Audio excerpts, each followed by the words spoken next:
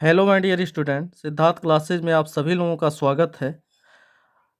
SSC GD परीक्षा जनवरी 2022 shift first के अति महत्वपूर्ण सभी प्रश्न जो पेपर में पूछे गए हैं उनके साथ में संभावित प्रश्नों की कतई जहर सीरीज आपके बीच में आई है। सभी लोग वीडियो को ध्यान से देखिएगा और सभी योजनाओं को और इससे संबंधित सभी प्रश्नों को ध्यान से पढ़िएगा, नोट डाउन करिएगा मित्रों, क्योंकि यह प्रश्न आपके पेपर में देखने को मिलेंगे। मिशन जीडी में आप सभी लोगों का स्वागत है। अब की बार जीडी पार। तो सबसे पहले अगर बात किया जाए, सभी सेटों में जो सबसे ज़्यादा क्वेश्चन पूछा गया है पंचवर्षीय योजनाओं से पूछा गया है। तो आइए देखते हैं पंचवर्षीय योजनाएं। तो संभावित प्रश्न देख लें मित्रों पंचवर्षीय योजनाओं में। तो सबसे पहले प्रथम पंचवर्षीय योजना जो कि कब स्टार्ट हुई थी, 1951 से 1956 के बीच में प्रथम पंचवर्षीय योजना प्रारंभ हुई थी। अगर बात करें इसका आधार क्या था, तो आधार पूछा जाता है प्रथम पंचवर्षीय योजना का आधार क्या था, तो वो थी कृषि यानी बहुउद्देशीय नदी घाटी परियोजना। और मॉडल तो हमेशा पूछा जाता है कि प्रथम पंचवर्षीय योजना किस मॉडल पे आधारित थी, तो याद रखिएगा हेराल्ड डोमर मॉडल पर पहली पंचवर्षीय योजना आधारित थी। आगे अगर बात किया जाए दूसरी पंचवर्षीय योजना की, तो दूसरी पंचवर्षीय योजना जो कि 1956 से 1961 तक चली थी, इसका आधार क्या बनाया गया था, इसका आधार उद्योग को बनाया गया था। यानी कि दूसरी पंचवर्षीय योजना का आधार उद्योग था, पहली पंचवर्षीय योजना का आधार कृषि था। दूसरी पंचवर्षीय योजना महालनोबिस मॉडल पे आधारित थी। किस मॉडल पे आधारित थी? महालनोबिस मॉडल पे आधारित थी। और यह उद्योग से संबंधित था, इसलिए इसमें 3 प्रमुख लौह इस्पात कारखानों की स्थापना की गई थी। अब वो 3 लौह इस्पात कारखाने कौन कौन से मित्रों? दुर्गापुर स्टील प्लांट की स्थापना की गई जो वर्तमान में पश्चिम बंगाल में है। कहाँ पर है? पश्चिम बंगाल। और यह इंग्लैंड की सहायता से बनाया गया था। दूसरी अगर बात करें भिलाई स्टील प्लांट की, तो यह छत्तीसगढ़ राज्य में है और यह रूस की सहायता से बनाया गया था। वहीं तीसरी बात करें राउरकेला स्टील प्लांट, यह उड़ीसा राज्य में है और यह जर्मनी के सहयोग से बनाया गया था। तो पेपर में पूछा जाता है कि दुर्गापुर स्टील प्लांट किसकी सहायता से बनाया गया था, तो इंग्लैंड की सहायता से बनाया गया था, यूके की सहायता से। भिलाई स्टील प्लांट रूस की सहायता से बनाया गया था और कहाँ पर है? छत्तीसगढ़ राज्य में। राउरकेला स्टील प्लांट उड़ीसा में है और यह जर्मनी के सहयोग से बनाया गया था। और तीसरी पंचवर्षीय योजना की, दूसरी पंचवर्षीय योजना की एक खास बात ये भी थी मित्रों, त्रिस्तरीय पंचायती राज व्यवस्था, यानी यह द्वितीय पंचवर्षीय योजना के अंतर्गत लागू किया गया था। और यह 2 अक्टूबर 1959 को सबसे पहले नागौर जिला में लागू किया गया था और यह जिला राजस्थान के अंदर है। और ये भी पूछा जाता है त्रिस्तरीय पंचायती राज व्यवस्था किसकी सिफारिश पे आई थी, तो बलवंत राय मेहता, यह नाम याद रखिएगा। त्रिस्तरीय पंचायती राज व्यवस्था के लिए बलवंत राय मेहता समिति की सिफारिश पे यह आया था। वहीं आगे बात करें तृतीय पंचवर्षीय योजना की, तो तृतीय पंचवर्षीय योजना का आरंभ 1961 से 1966 तक हुआ और इस पंचवर्षीय योजना के अंतर्गत एक स्टील प्लांट की स्थापना की गई थी जो कि थी बोकारो स्टील प्लांट। अब बोकारो स्टील प्लांट जो है झारखंड राज्य में है और यह भी रूस की सहायता से बनाई गई थी। उसके बाद 3 वर्षों तक वार्षिक योजनाएं चली थी मित्रों, 1967 में, 1968 और 1969। यहाँ पे 3 वार्षिक योजनाएं चलाई गई थी। रोलिंग प्लान के थ्रू में 1979 और 1980 मोरारजी देसाई की सरकार थी और यह जो वर्ष है यह रोलिंग प्लान वर्ष था। चौथी पंचवर्षीय योजना में कितनी बैंकों का राष्ट्रीयकरण किया गया था, तो याद रखिएगा 14 बैंकों का राष्ट्रीयकरण किया गया था और चौथी पंचवर्षीय योजना का कार्यकाल 1969 से 1974 तक था। आगे बात करें, प्रश्न है एकमात्र पंचवर्षीय योजना जो अपना कार्यकाल नहीं पूरा कर पाई। बहुत इंपॉर्टेंट प्रश्न है, ध्यान से पढ़िएगा। पांचवी पंचवर्षीय योजना थी जो कि 1974 से 1979 के लिए संभावित थी, लेकिन यह योजना मात्र 4 वर्षों तक ही चल पाई थी। तो यही एकमात्र पंचवर्षीय योजना थी जो अपना कार्यकाल नहीं पूरा कर पाई थी और वह पंचवर्षीय योजना थी पांचवी पंचवर्षीय योजना। आगे बात करें, सबसे अधिक वृद्धि दर किस पंचवर्षीय योजना में पाया गया? तो याद रखिएगा, 11वीं पंचवर्षीय योजना में सबसे अधिक वृद्धि दर पाया गया और कितना था? 7.5%। जो ग्रोथ रेट था इसका 7.5% था। तो यह प्रश्न परीक्षा की दृष्टि से अति महत्वपूर्ण है, ध्यान से पढ़ लीजिएगा। सॉरी मित्रों। आगे बात करें, 12वीं पंचवर्षीय योजना का मुख्य उद्देश्य क्या था? तो याद रखिएगा, rapid and inclusive sustainable growth, यह 12वीं पंचवर्षीय योजना का मुख्य उद्देश्य था। आगे बात करें, नीति आयोग। नीति आयोग की स्थापना 1 जनवरी 2015 को होती है। कब होती है? 1 जनवरी 2015 को होती है। आगे बात करें, 12वीं पंचवर्षीय योजना में सबसे अधिक व्यय किस पर किया गया? तो याद रखिएगा, सामाजिक सेवा और शिक्षा एवं स्वास्थ्य पर सबसे अधिक व्यय किया गया था। वहीं दूसरा प्रश्न आज जो पेपर में देखने को मिला वो था सत्रिया नृत्य। कहाँ का शास्त्रीय नृत्य है? तो आप सभी को पता है, असम का यह शास्त्रीय नृत्य है। आइए सभी शास्त्रीय नृत्यों के बारे में जानें। तो अगर बात करें भारत में जो क्लासिकल डांस हैं कितने हैं? 8 हैं। अब वो 8 कौन कौन से हैं? भरतनाट्यम जो कि तमिलनाडु का क्लासिकल डांस है। कथक की बात करें तो यूपी और उत्तर भारत का जो क्लासिकल डांस है वो है कथक। कथकली आपका केरल का क्लासिकल डांस है। कुंचिपुड़ी की बात करें तो आंध्र प्रदेश का यह क्लासिकल डांस है। ओडिसी की बात करें तो यह उड़ीसा का क्लासिकल डांस है। मणिपुरी की बात करें तो मणिपुर का यह क्लासिकल डांस है। सत्रिया जो कि आपके असम का है, यह पूछा जा चुका है और अन्य के पूछे जाने की संभावना है। वहीं मोहिनी अट्टम की बात करें तो यह केरल का क्लासिकल डांस है। तो क्लासिकल डांस तो देख लिए मित्रों, अब शास्त्रीय भाषाएं भी देख लिया जाए कौन कौन सी हैं। तो शास्त्रीय भाषाएं 6 हैं मित्रों। कितनी हैं? 6 हैं। तो ध्यान से देख लीजिए।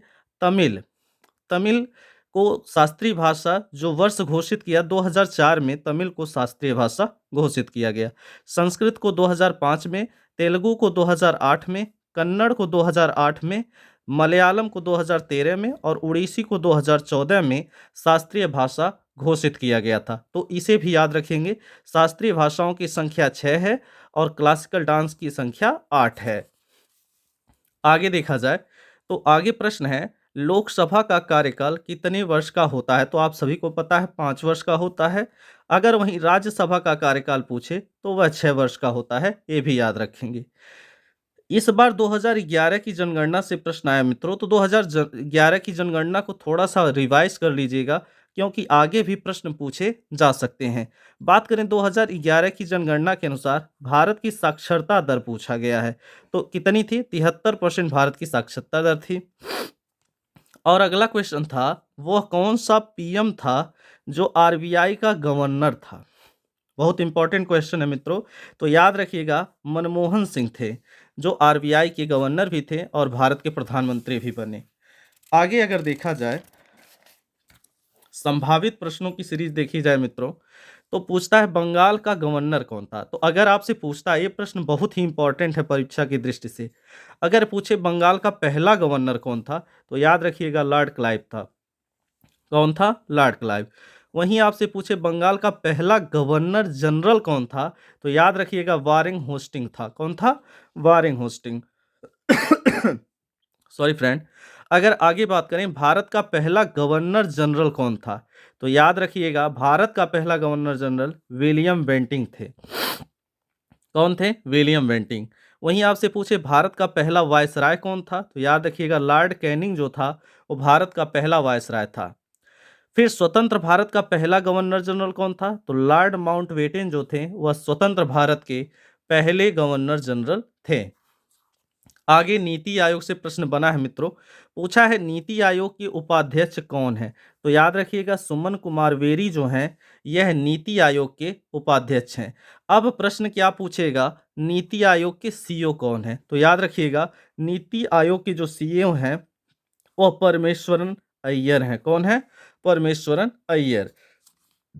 आगे देखते हैं मित्रों, कुछ संभावित प्रश्न देखते हैं। थल सेना दिवस कब मनाया जाता है? 15 जनवरी को। नौसेना दिवस कब मनाया जाता है? 4 दिसंबर को। और वायुसेना दिवस कब मनाया जाता है? 8 अक्टूबर को। सॉरी, यही याद रखिएगा 15 जनवरी, यानी थल सेना प्रमुख इस समय कौन है? मनोज पांडे हैं। और किस क्रम के हैं? 29वें क्रम के हैं। वहीं नौसेना प्रमुख अगर पूछे तो इस समय एडमिरल आर हरि हैं, आर हरि कुमार, जो कि 25वें नंबर के हैं। और वायुसेना प्रमुख हैं वर्तमान में विवेक राम चौधरी, और ये 27वें हैं। तो क्रम याद रखिएगा, क्रम से क्वेश्चन बन रहे हैं, क्रम याद रखिएगा आप। वहीं आज का क्वेश्चन बहुत खतरनाक प्रश्न पूछा मित्रों, आरबीसी का आकार कैसा होता है? तो आरबीसी का जो आकार होता है वो डिस्क के आकार का होता है। कैसा होता है? डिस्क के आकार का होता है। अब इससे संबंधित मैं बहुत सारे क्वेश्चन लाया हूं, तो ध्यान से देख लीजिए।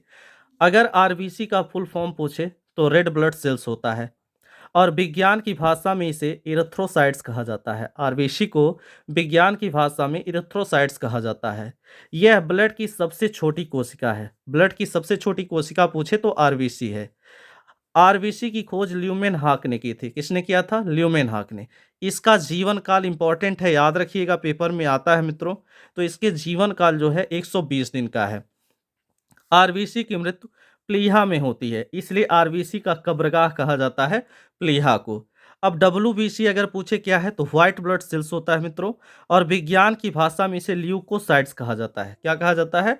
ल्यूकोसाइट्स कहा जाता है। और अगर आपसे पूछ ले आरबीसी और डब्ल्यूबीसी का अनुपात क्या होता है, तो याद रखिएगा 600:1 होता है आरबीसी और डब्ल्यूबीसी का अनुपात। वहीं आगे क्वेश्चन पूछा है जनगणना कौन करता है? तो केंद्रीय गृह मंत्रालय द्वारा, यानी भारत सरकार ही जनगणना करवाती है, और यह केंद्रीय गृह मंत्रालय के अधीन होता है। इसे आप याद रखेंगे। 2018 एशिया कप विजेता कौन है? तो याद रखिएगा 2018 एशिया कप विजेता भारत था, और सबसे अधिक रन कौन बनाया था? शिखर धवन। आगे अगर बात करें, और क्वेश्चन देखा गया है मौर्य साम्राज्य का शासन कहाँ पर हुआ? तो याद रखिए, सभी को पता है मौर्य साम्राज्य का जो शासन था वो पाटलिपुत्र में हुआ। कहाँ हुआ? पाटलिपुत्र। और पाटलिपुत्र क्या थी? वर्तमान में कहाँ है? पटना में है। और पाटलिपुत्र ही मौर्य साम्राज्य की राजधानी रही। और मौर्य साम्राज्य का कुल शासन 137 वर्ष का था, ये भी याद रखिएगा। इसके संस्थापक चंद्रगुप्त मौर्य थे, और अंतिम शासक जो था वो बृहद्रथ था। अब यहाँ से संभावित प्रश्न में गुप्त वंश पूछ सकता है, तो गुप्त वंश का जो संस्थापक था वो श्रीगुप्त माना गया है, और प्रथम महान शासक चंद्रगुप्त प्रथम थे। अगर वहीं आपसे पूछता है गुप्त वंश का वास्तविक संस्थापक कौन था, तो चंद्रगुप्त प्रथम प्रथम होंगे मित्रों। आगे बात करें, अंतिम शासक कौन था? कुमारगुप्त था, जो कि गुप्त वंश का अंतिम शासक था। एक क्वेश्चन पूछा गया है, खिलाफत आंदोलन समिति का गठन कब किया गया? तो याद रखिएगा मार्च 1919 में खिलाफत आंदोलन समिति का गठन किया गया। अब जितने भी आज तक प्रश्न पूछे गए हैं पेपर में, सभी को एक साथ निपटाते हैं मित्रों। अगर आपसे पूछे भारतीय राष्ट्रीय कांग्रेस की स्थापना कब होती है, तो याद रखिएगा 28 दिसंबर 1985 को मुंबई में भारतीय राष्ट्रीय कांग्रेस की स्थापना होती है। बंगाल विभाजन कब होता है? 16 अक्टूबर 1905 को बंगाल का विभाजन किया जाता है। आईएनसी इंडियन नेशनल कांग्रेस का सूरत अधिवेशन कब होता है? 1907 में। कांग्रेस का इसमें क्या होता है? विभाजन होता है। अब इसकी अध्यक्षता कौन कर रहे थे? रास बिहारी घोष जो थे वह इस अधिवेशन की अध्यक्षता कर रहे थे। दिल्ली दरबार आपका 1911 में लगता है, और बंग भंग आंदोलन को समाप्त किया जाता है, अर्थात बंगाल विभाजन को समाप्त किया जाता है। आईएनसी का लखनऊ अधिवेशन 1916 में होता है। नरम दल और गरम दल पुनः मिलकर, यानी कि कांग्रेस का पुनः मिलन होता है मित्रों, और इसकी अध्यक्षता कौन करते हैं? अंबिका चरण मजूमदार जो थे वो आईएनसी लखनऊ अधिवेशन की अध्यक्षता करते हैं। आगे अगर बात करें, चंपारण सत्याग्रह 1917 में होता है। जलियांवाला बाग हत्याकांड 13 अप्रैल 1919 को। रॉलेट एक्ट अर्थात काला कानून 26 जनवरी 1919 को। असहयोग आंदोलन 1 अगस्त 1920 को। Sorry friend. चौरी चौरा कांड की बात करें तो 5 फरवरी 1922 को होती है। स्वराज पार्टी का गठन 1923 में सीआर यानी चित्तरंजन दास और मोतीलाल मिलकर स्वराज पार्टी का गठन करते हैं। काकोरी कांड 9 अगस्त 1925, जिसका नाम योगी सरकार ने बदलकर काकोरी ट्रेन एक्शन कर दिया है, तो याद रखिएगा ये आएगा पेपर में। आगे बात करें साइमन कमीशन का भारत आगमन, तो 3 फरवरी 1928 को साइमन कमीशन भारत में आती है। लेकिन अगर पूछे साइमन कमीशन कब आया तो 1927 में चला था, तो 1927 में, लेकिन भारत में 3 फरवरी 1928 को पहुंचा था। दांडी यात्रा जो कि साबरमती से दांडी तक जाना था, 12 मार्च 1930 को यह यात्रा प्रारंभ होती है और 6 अप्रैल 1930 को गांधी जी दांडी पहुंचते हैं और यहीं शुरू होता है सविनय अवज्ञा आंदोलन। आगे देखते हैं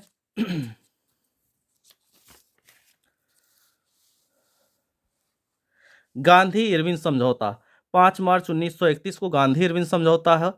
पूना समझौता अर्थात जिसे पूना पैक्ट कहते हैं, यह 24 सितंबर 1932 को होता है और यह गांधी जी और डॉक्टर भीमराव अंबेडकर के बीच में यह समझौता संपन्न होता है। अब यह दो अधिवेशन हैं जो पेपर में बहुत ज़्यादा पूछे जाते हैं, तो याद रखिएगा इंडियन नेशनल कांग्रेस का कराची अधिवेशन कब होता है 1931 में, और इसके अध्यक्ष थे सरदार पटेल। और दूसरा जो अधिवेशन है आईएनसी का हरपुरा अधिवेशन 1938 में होता है और इसके अध्यक्ष थे सुभाष चंद्र बोस। यह दोनों प्रश्न कहीं ना कहीं देखने को मिलेगा, आप याद रखिएगा। वहीं आगे बात करें 23 मार्च 1931, 23 मार्च 1931 भगत सिंह राजगुरु सुखदेव को फांसी होती है, इसलिए 23 मार्च को शहीद दिवस हम लोग मनाते हैं। क्रिप्स मिशन कब आया तो 22 मार्च 1942 को क्रिप्स मिशन आता है। भारत छोड़ो आंदोलन महात्मा गांधी द्वारा 9 अगस्त 1942 को प्रारंभ किया जाता है, जिसे ऑपरेशन जीरो आवर के नाम से जानते हैं। कैबिनेट मिशन कब आता है 1946 में आता है। संविधान सभा की पहली बैठक 9 दिसंबर 1946 को होती है, जिसके अस्थायी अध्यक्ष सच्चिदानंद सिन्हा को बनाया जाता है। आगे बात करें संविधान सभा की दूसरी बैठक 11 दिसंबर 1946 को होती है और अस्थायी रूप से डॉक्टर राजेंद्र प्रसाद को इसका अध्यक्ष बनाया जाता है। 13 दिसंबर 1946 को पंडित जवाहरलाल नेहरू संविधान उद्देश्य प्रस्ताव प्रस्तुत करते हैं, जो बाद में संविधान का प्रस्तावना बनता है। माउंट बेटन योजना बहुत पूछा जाता है, याद रखिएगा 3 जून 1947 को माउंट बेटन योजना आती है। संविधान का निर्माण 26 नवंबर 1949 को होता है और संविधान सभा की अंतिम बैठक 24 जनवरी 1950 को संपन्न होती है। 42वां संविधान संशोधन से क्वेश्चन पूछा गया मित्रों, तो दो इसके अति जहर प्रश्न हैं, याद रखिएगा। पहला तो 42वां संविधान संशोधन कब हुआ 1976 को होता है। उस समय देश की प्रधानमंत्री कौन थी, इंदिरा गांधी उस समय देश की प्रधानमंत्री थी। इसे मिनी कॉन्स्टिट्यूशन यानी मिनी संविधान कहा जाता है और इसमें दो काम बड़े ही भारी भारी किए गए थे मित्रों, और वो भारी भारी काम कौन से थे। पहला काम था संविधान में 3 शब्द जोड़े गए, समाजवादी, धर्मनिरपेक्ष और अखंडता। ये किस संविधान संशोधन में जोड़ा गया 42वां संविधान संशोधन। और याद रखिएगा सरदार स्वर्ण सिंह समिति की सिफारिश पे मौलिक कर्तव्यों को जोड़ा जाता है, जो कि अनुच्छेद 51A में रखा गया है। मौलिक कर्तव्य कितने हैं 10 हैं। ये सभी प्रश्न आप लोग याद रखेंगे। अब आप लोग ज़रूर बताएंगे कि वीडियो आपको कैसा लगा, कमेंट बॉक्स में ज़रूर बताइएगा। और यहाँ से याद रखिएगा मित्रों 100% याद रखिएगा, प्रश्न पेपर में आएंगे और इसे अच्छे से आप लोग तैयार रखिएगा।